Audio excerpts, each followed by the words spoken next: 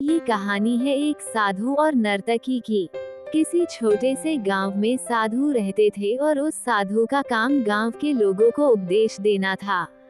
उसी गांव में एक नर्तकी रहती थी। उसका काम लोगों के सामने नाचकर गांव के लोगों का मन बहलाना था। एक दिन गांव में कुछ कुदरती आफत आ गई और ये साधु और नर्तकी दोनों उस कुदरती आफत में मर गए।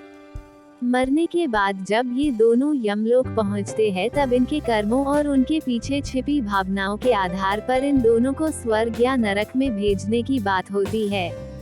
साधु को खुद को स्वर्ग में ही आश्रय मिलेगा, इस बात का अंदाजा था। दूसरी तरफ नर्तकी के दिमाग में ऐसा कुछ भी नहीं था, उसे तो सिर्फ फैसले का इंतजार था।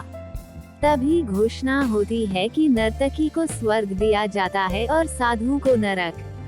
इस फैसले को सुनते ही साधु यमराज पर बहुत चिल्लाते हैं और उनसे क्रोधित होकर पूछते हैं कि यह कैसा न्याय है महाराज। मैंने अपनी सारी जिंदगी लोगों को उपदेश देने में बिता दी और मेरे नसीब में नरक, जबकि ये नर्तकी जीवन भर लोगों को रिझाने के लिए नाचती रही और इसे स्वर्ग दिया जा रहा है। ऐसा क्यों? मेरे साथ ये अन्यायी क्यों? यमराज ने साधु को शांति से उत्तर देते हुए कहा कि ये नर्तकी अपना पेट भरने के लिए नाचती जरूर थी, किंतु उसके मन में यही भावना थी कि मैं अपनी कला को ईश्वर के चरणों में समर्पित कर रही हूँ, जबकि तुम लोगों को उपदेश देते हुए भी यह सोचते थे कि काश तुम्हें भी नर्तकी का नाच देखने को मिल जाए।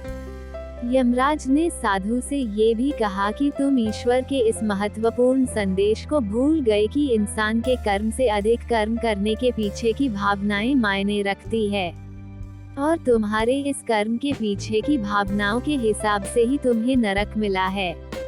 मोरल, इस कहानी से हमें यही सीख मिलती है कि हम चाहे कोई भी काम करें पर हमारी उस काम करने के पीछे की नीयत साफ होनी चाहिए। अगर हमारी नीयत साफ नहीं होती है तो हमें दिखने में भले लगने वाले काम भी पुण्य की जगह पर पाप का ही भागी बना देते हैं।